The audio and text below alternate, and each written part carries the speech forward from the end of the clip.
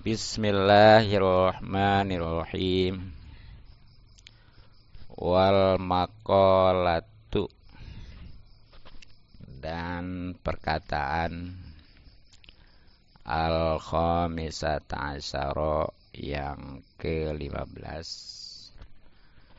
an Abi Bakrin Siddiq, dari sahabat Abi Bakar Siddiq radhiyallahu an, bi qaulihi, pada firman Allah Ta'ala, Zoharol pasadu pil barri wal bahr. Ini Quran surat Ar-Rum ya, atau surat ke-30 ayat 41. Terjemahannya, Zoharo sudah nampak, al-pasadu kerusakan, pil barri baik di daratan, wal bahri maupun lautan. Qala berkata, ai Abu Bakrin, yakni Sayyidina Abu Bakar, bitafsiri zalika, dalam mentafsirkan ayat tersebut. Al-baru, lafaz al-baru yang artinya daratan, huwa yaitu al-lisanu lisan, wal bahru sedangkan lautan, huwa yaitu al-qalbu adalah hati. Itu jadi perkataan atau nasihat yang ke-15 di bab yang kedua dalam kitab Nashul Ibad ini, itu dari sahabat Abi Bakar Siddiq radhiyallahu an, ya khususnya tentang firman Allah Subhanahu wa taala surat Ar-Rum atau surat ke-30 ayat 41. Zoharol pasadu fil barri wal bahr. Ya kalau terjemahannya mah, sudah nampak kerusakan baik di daratan maupun di lautan. Nah, Sayyidina Abu Bakar Siddiq radhiyallahu an berkata atau berpendapat dalam menafsirkan ayat ini.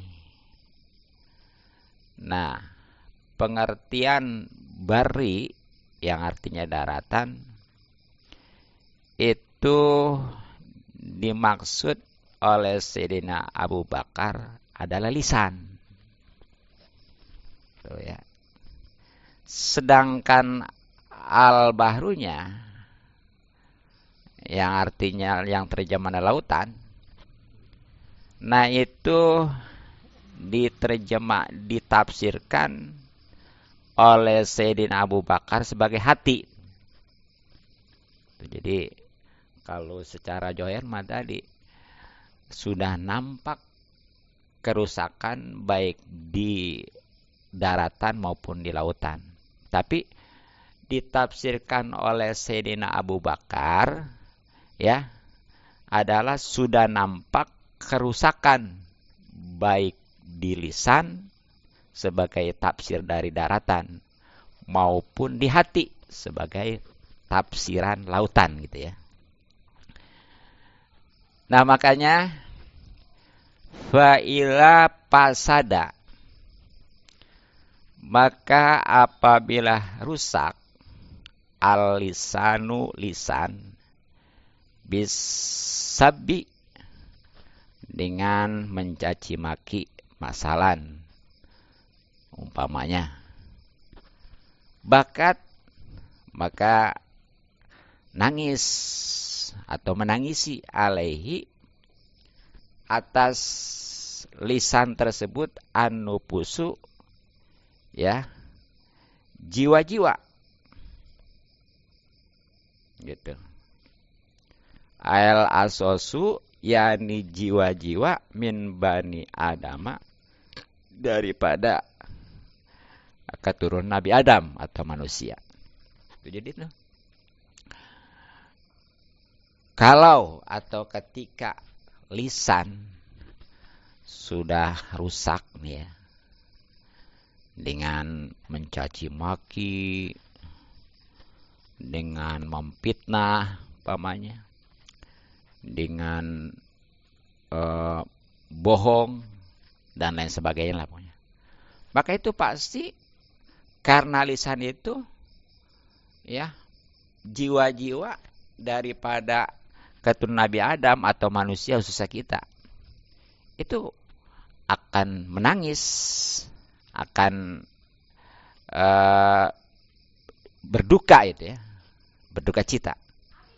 Ya cobalah, umpamanya nih ya, kita nauzubillah nih, ada orang yang istilahnya sembarangan, nggak pandai menjaga lisannya, nggak pandai menjaga lidahnya,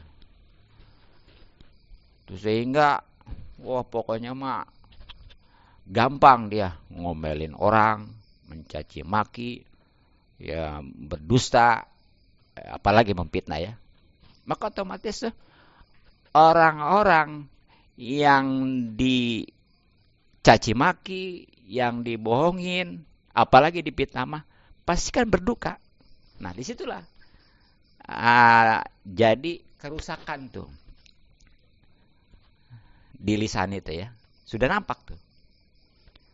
Sehingga itu berakibat daripada keturunan Nabi Adam, yakni manusia khususnya kita ya, itu berduka cita, nangis.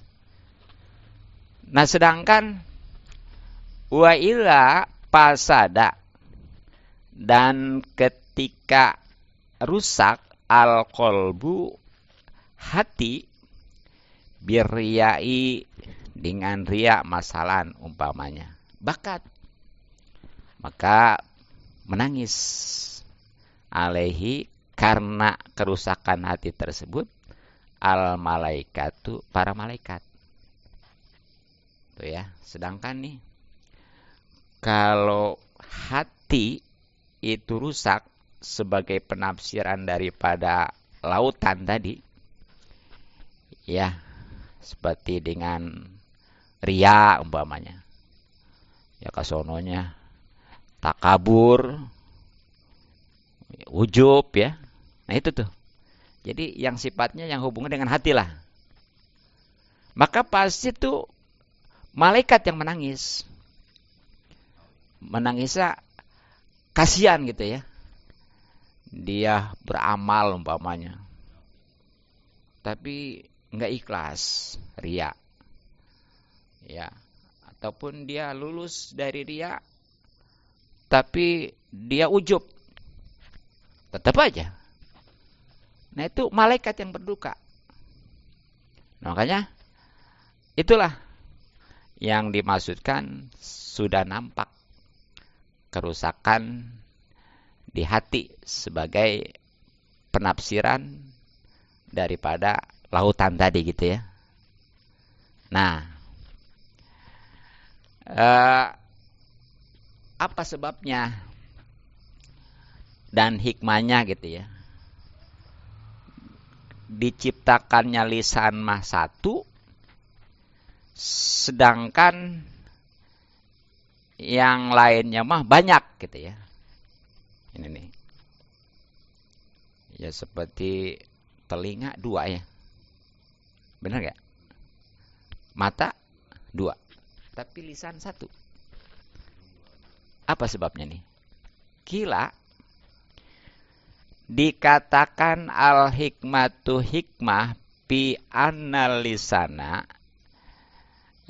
sesungguhnya dalam penciptaan lisan atau lisan ya, wahidun itu satu, tanbihun itu adalah peringatan lil abdi bagi seorang hamba pi anahu, bahwa ya si hamba tersebut layam bagi itu tidak seharusnya, ya janganlah ayatakallama untuk bicara illa bimayuhimuhu, kecuali pada sesuatu yang memang itu perlu dan penting, wa bi khairin, dan pada kebaikan. Tuh, jadi kalau ada yang tanya ya, apa hikmahnya, rahasianya lisan ini, lidah ya, diciptakan satu gitu. Bahkan yang namanya lisan ini walaupun satu, dijaganya ketat dengan gigi, kemudian dengan bibir ya. Terus kalau yang ada kumisnya jambrong mah, bukan jambrong kumis mah ya, apa namanya? Bewok mau cambang ya. Pokoknya mah yang tebal itulah pokoknya mah. Ya. Apa istilahnya, ngeliwatin bibir, yang kadang-kadang suka makan mie juga sampai kumisnya kemakan. Nah itu ya. Jadi ini suatu peringatan nih yang harus dipahami bagi seorang hamba kita, agar jangan sembarangan bicara tuh, kecuali sesuatu yang perlu, yang penting, dan kebaikan. Makanya di dalam kitab Arba'in Nawawi ada tuh ya, bahwa min husni islamil mari tarku malayaan itu. Jadi di antara bukti kebaikan Islam seorang itu meninggalkan sesuatu yang tidak perlu, yang tidak penting, khususnya pembicaraan. Bahkan dalam satu hadis ada, man kana yu'minu billahi wal yaumil akhir falyamut khairon falyakul khairon aw liyasmut gitu ya. Jadi siapa orang yang memang dia merasa atau bisa dikatakan sebagai bukti dia beriman baik kepada Allah maupun hari akhir, maka hendaklah dia itu kudu berkata yang baik, yang perlu, yang penting. Tapi kalau memang nggak bisa bicara baik, nggak perlu, nggak penting, bahkan sebaliknya malah nyakitin kepada orang-orang, ya, maka itu baiknya diam. Jadi walaupun nggak dapat pahala, nggak dosa gitu, draw. Jadi jangan sampai berkata baik belum pernah, ya, ataupun pernah tapi sedikit. Wah, kalau giliran berkata buruk mah, yang namanya mencaci maki, mencela, kalau sekarang mah membuli gitu ya, dan juga ya seperti memfitnah, naujubillah gitu. Nah itu tuh, jadilah kerusakan tuh itu di daratan gitu ya. Itu, tadi yang dari pemahaman lisan itu sebagai tafsiran dari lisan ya, sebagai tafsiran daripada daratan. Nah bahkan ada lagi wakila, dan dikatakan nih li'anna lisana, sungguhnya lisan al-zakiro yang dipakai zikir bikulli lugotin, dengan ya berbagai macam bahasa, karena maka adalah zikruhu zikirnya itu lil mazkuri hanya kepada yang disebut al-wahidi yang esa ya, wahwa yaitu Allah Ta'ala. Nah, sedangkan kalau bacaan kan macam-macam ya, yang namanya zikir itu tuh. Ya, itu ini yang bagus nih, yang manfaat, yang berguna ya. Ya, itu bisa umpamanya zikir itu bisa umpamanya tasbih, tahmid, tahlil, takbir dan lain sebagainya. Tuh. Bahkan kalau bicara zikir itu kita sholat juga masuk zikir dan segala ibadah tujuannya zikir. Dan kesemuanya itu kan ditujukan walaupun sekali lagi macam-macam bentuk zikir itu tetap tujuannya kepada yang esa, kepada yang satu. Siapa? Allah Subhanahu wa Ta'ala tuh. Gitu ya. Nah, wa kadzalika dan begitu juga al-qalbu, hati, bihilapi wa kaza, begitu juga al-qalbu, hati satu lagi sama. Tuh ya, enggak ada hati itu dua. Kecuali kalau menduakan. Jadi sama ya. Iya, lisan satu, hati satu tuh. Sama juga tadi. Jadi jangan umpamanya itu harus dijaga betul-betul nih. Jangan sembarangan umpamanya niat yang jelek gitu ya. Begitu, apalagi yang namanya hati itu kan bisa diibaratkan dengan raja nih ya. Jadi yang namanya anggota badan ini rakyatnya. Kan yang namanya rakyatnya bagaimana raja ya? Kalau kata rajanya atau presidennya A, rakyat mah atau A. Kalau enggak, atau tahu sendiri bakalannya ya. Nah itu kalau rajanya atau presidennya bagus, insya Allah rakyatnya juga bagus. Tapi kalau umpamanya rajanya atau presiden jelek, rakyatnya juga ke bawah. Gitu ya. Itu. Nah makanya satu juga tuh. Sinkron. Lisan satu, hati satu. Gitu ya. Gitu. Jadi walaupun macam-macam niat, tetap itu semuanya kudu dipersembahkan kepada yang satu yang esa, yakni Allah Subhanahu wa Ta'ala tuh. Nah, bikhilafi nahwil aini nih. Beda semacam mata wal udhuni dan telinga. Ya, fa innahu maka sesungguhnya ya semacam mata dan telinga mah ya ta'adadu itu terbilang. Jadi beda nih dengan semacam mata ya. Begitu juga telinga, kan itu mah terbilang. Mata berapa? 2. Telinga 2. Nah ini apa tujuannya? Apa hikmahnya? Nah, kila dikatakan li'annal hajata ya, karena sesungguhnya kebutuhan ila sam'i kepada mendengar wal basori dan melihat aksaru itu kudunya lebih banyak minal hajati daripada kebutuhan ilal kalam, daripada ngomong. Tuh, jadi itu hikmahnya ya, semacam mata ataupun telinga itu terbilang ataupun 2 ya. Nah, ini karena memang kudunya mah nih. Jadi kebutuhan untuk ngelihat terus mendengar ya, itu kudunya lebih banyak daripada ngomong. Makanya sebelum ngomong lihat dulu. Sebelum ngomong dengar dulu. Jangan langsung belum ada informasi yang jelas gitu ya. Dia langsung aja ngomong. Sehingga omongan itu nantinya bisa jadi dia fitnah ya. Ya minimal karena sudah terbakar emosi jadi mencaci maki gitu ya.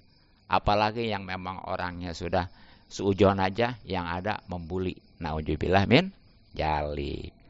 Makanya Itu ya, harus benar-benar nih kita menata baik lisan maupun hati.